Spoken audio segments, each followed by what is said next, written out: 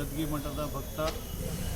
ತಮಗೆಲ್ಲ ತಿಳಿಪಡಿಸೋದೇನೆಂದರೆ 2026 ಜಾತ್ರಾ ಮಹೋತ್ಸವ ಗದ್ಗಿ ಮಠದ ಒಂದು ಮಠದಲ್ಲಿ ಭವ್ಯವಾಗಿ ಮತ್ತು ಬಹಳ ಒಂದು ಅರ್ಥಪೂರ್ಣವಾಗಿ ಸುಮಾರು ವರ್ಷದಿಂದ ಮಾಡ್ತಾ ಬಂದಿವೆ. ಈ ವರ್ಷವೂ ಕೂಡ ಅದೇ ರೀತಿಯಾಗಿ ನಾವು ನಿನ್ನೆಯ ದಿವಸದಿಂದ ಷಡಸ್ಥಲ ಧ್ವಜಾರೋಹಣದ ಮೂಲಕ ಈ ಒಂದು ಕಾರ್ಯಕ್ರಮ ಪುರಾಣ ಒಂದು ಪುಣ್ಯ ಕಥೆಗಳಿಂದ ಶುರುವಾಗಿದೆ.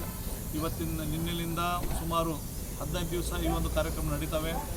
ನಮ್ಮ ವಿಶೇಷವಾಗಿ ಈ ಒಂದು ಕಾರ್ಯಕ್ರಮ ಕಲಬುರಗಿ ನಗರದ ಎಲ್ಲ ಮಹಾಭಕ್ತರು ಈ ಒಂದು ಕಾರ್ಯಕ್ರಮದಲ್ಲಿ ಉಪಸ್ಥಿತಿ ಇರ್ತಾರೆ. ಅದರಲ್ಲಿ ಒಳ್ಳೆಯ ಒಂದು ಉದ್ಯಮಿದಾರರಾಗಿರ್ಬೋದು, ಇವತ್ತಿನ ದಿವಸ ಮಠದ ಭಕ್ತರಾಗಿರ್ಬೋದು, ಈ ಒಂದು ಕಾರ್ಯಕ್ರಮಗಳಿಗೆ ನಡೆಸಲಿಕ್ಕೆ ಎಲ್ಲರೂ ಸಹಾಯ ಮಾಡ್ತಾ ಇರ್ತಾರೆ.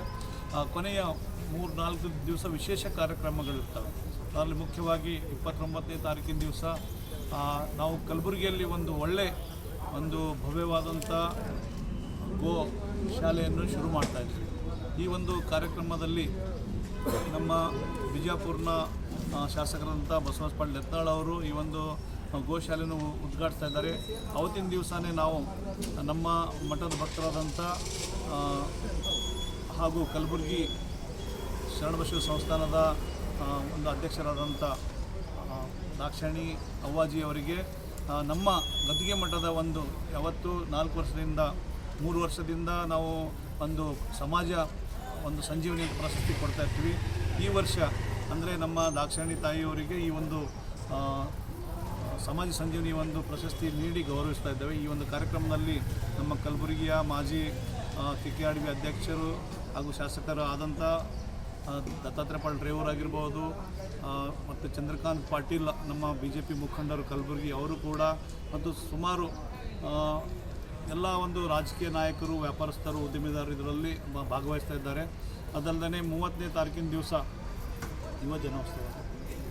ಯುವ ಜನೋತ್ಸವ ಮತ್ತು ಬಸವ ಬುತ್ತಿ ಅಂತ ಒಂದು ಕಾರ್ಯಕ್ರಮ ಇರುತ್ತೆ. ಸುಮಾರು ಎಲ್ಲ ಭಕ್ತರು ಕಲಬುರಗಿಯಲ್ಲಿ ಸುಮಾರು 5,000ಕ್ಕೂ ಹೆಚ್ಚಿನ ಬುತ್ತಿಗಳು ಈ ಸಂದರ್ಭದಲ್ಲಿ ನಮ್ಮ ಮಠಕ್ಕೆ ಬರ್ತವೆ. ಅದರಲ್ಲಿ ಅವರಿಗೆ ಬೇಕಾದಂಥ ಹೋಳಿಗೆ ಆಗಿರ್ಬೋದು, ಇವತ್ತಿನ ದಿವಸ ಎಲ್ಲ ತಿಂಡಿ ತಿನಿಸುಗಳನ್ನು ಮಾಡಿಕೊಂಡು ಬಸವ ಬುತ್ತಿ ಅಂಥೇಳಿ ಎಲ್ಲರೂ ಬಸವಣ್ಣ ಟೆಂಪಲ್ನಿಂದ ಶುರು ಮಾಡಿ ನಮ್ಮ ಗದ್ಗಿ ಮಠದವರೆಗೆ ತಲೆ ಮೇಲೆ ಬುತ್ತಿ ಇಟ್ಕೊಂಡು ಬಂದು ಎಲ್ಲರೂ ಭಾಳಷ್ಟು ಒಳ್ಳೆಯ ರೀತಿಯಲ್ಲಿ ಈ ಕಾರ್ಯಕ್ರಮ ಹೆಣ್ಮಕ್ಳು ನಡೆಸ್ಕೊಡ್ತಾರೆ.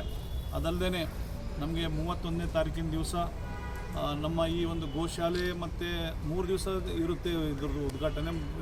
ವಿವಿಧ ಕ್ಷೇತ್ರದ ಸ್ವಾಮೀಜಿಯವರು ಬರ್ತಾ ಇರೋ ಕಾರಣ ನಾವು 3 ದಿವಸ ಕೂಡ ಈ ಗೋಶಾಲೆ ಉದ್ಘಾಟನೆ ಇರುತ್ತೆ. ಅವತ್ತಿನ ದಿವಸ ನಮ್ಮ ನಗರದ ದಕ್ಷಿಣ ಮತಕ್ಷೇತ್ರ ಶಾಸಕರಾದಂಥ ನಮ್ಮ ಅಲ್ಲಂಪ್ರಭು ಪಾಟೀಲ್ ಅವರು ಇರ್ತಾರೆ, ಮತ್ತು ಮುಲ್ಗೆ ಅವರು ಇರ್ತಾರೆ. ಸಾಕಷ್ಟು ನಮ್ಮ ಈ ಕಾರ್ಯಕ್ರಮದಲ್ಲಿ ತಿಪ್ಪಣ್ಣಪ್ಪ ಕಮಕ್ನೂರ್ ಅವರು, MLC ಹಾಗೂ ನಮ್ಮ ಸಮಾಜದ ಮುಖಂಡರು ಕೂಡ ಎಲ್ಲರೂ ಭಾಗವಹಿಸ್ತಾರೆ.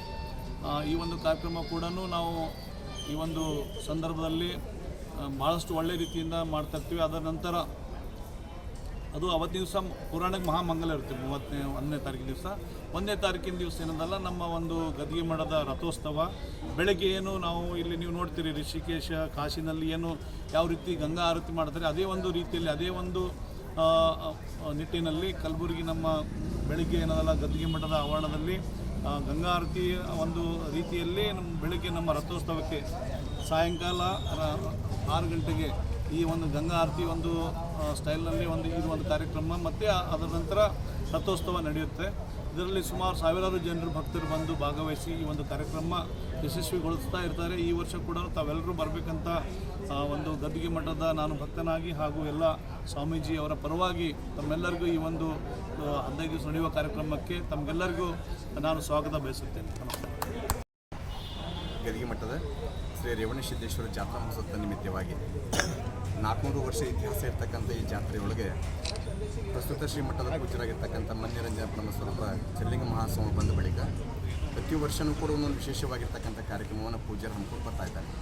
ಹಾನಗಲ್ ಕುಮಾರ ಮಹಾಸ್ವಾಮಿ ಮಾತನ್ನು ಹೇಳ್ತಾರೆ, ಘಟದಿಂದ ಮಠ ಬೆಳೆಯಬಾರ್ದು, ಮಠದಿಂದ ಘಟ ಬೆಳೆಯಬೇಕಂತ ತಿಳ್ಕೊಂಡಲ್ಲ, ಮಠದಿಂದ ಘಟ ಬೆಳಬೇಕಂತ ತಿಳ್ಕೊಂಡು ಹೇಳೋಣ. ಬಳಿಕ ಪೂಜ್ಯರು ಮಠಕ್ಕಾದ ಬಳಿಕ ಮಠವನ್ನೇ ಬೆಳೆಸ್ಬೇಕು, ಮಠ ಆದ ಬಳಿಕ ಸ್ವಾಮಿಗಳಾಗಿ ಕುಂದ್ರೂ ಸರಿಯಲ್ಲ, ಮಠವನ್ನು ಮುನ್ನಡೆಸ್ಕೊಂಡು ಹೋಗ್ಬೇಕಂತ ತಿಳ್ಕೊಂಡು ಹಾನಗಲ್ ಕುಮಾರಪ್ಪನವ್ರು ಹೇಳಿರುವ ಹಾಗೆಯೇ ಪೂಜ್ಯರು ಶ್ರೀಮಠಕ್ಕೆ ಆಗಿ 4 ವರ್ಷ ಆಯಿತು. ಪ್ರತಿ ವರ್ಷ ಕೂಡ ಒಂದು ವಿಶೇಷವಾಗಿರ್ತಕ್ಕಂಥ ಕಾರ್ಯಕ್ರಮ. ಪ್ರಥಮ ವರ್ಷ ಗುಡ್ಡಾಪುರ ದಾನಮ್ಮ ತಾಯಿ ಪ್ರಣವನ ಹಚ್ಚಿದಾಗ ತಂದೆ ತಾಯಿಯ ಪಾದ ಪೂಜೆ, ಹೋದ ವರ್ಷ ಸಿದ್ಧಲಿಂಗೇಶ್ವರನ ಪುರಾಣ ಹಚ್ಚದೊಳಗೆ ವಿಶೇಷವಾಗಿರ್ತಕ್ಕಂಥ ಕಾರ್ಯಕ್ರಮ ಮತ್ತು ಪ್ರತಿ ವರ್ಷ ಕೂಡ ಬಸವ ಬುತ್ತಿ ಇರ್ಬೋದು, ವಿಶೇಷ ಕಾರ್ಯಕ್ರಮ ಮಾಡ್ಕೊತ ಬರ್ತಾ ಇರೋದ್ರಿಂದ ಈ ವರ್ಷ ಹಾನಗಲ್ ಕುಮಾರಪ್ಪನವ್ರು ಹೇಳಿರೋ ಹಾಗೆ ಒಂದು ಗೋಶಾಲೆ ಉದ್ಘಾಟನೆ ಮಾಡ್ಲಿಕ್ಕತ್ತಾರೆ, ಗಂಗಾರತಿಯನ್ನು ಮಾಡ್ಲಿಕ್ಕತ್ತಾರೆ.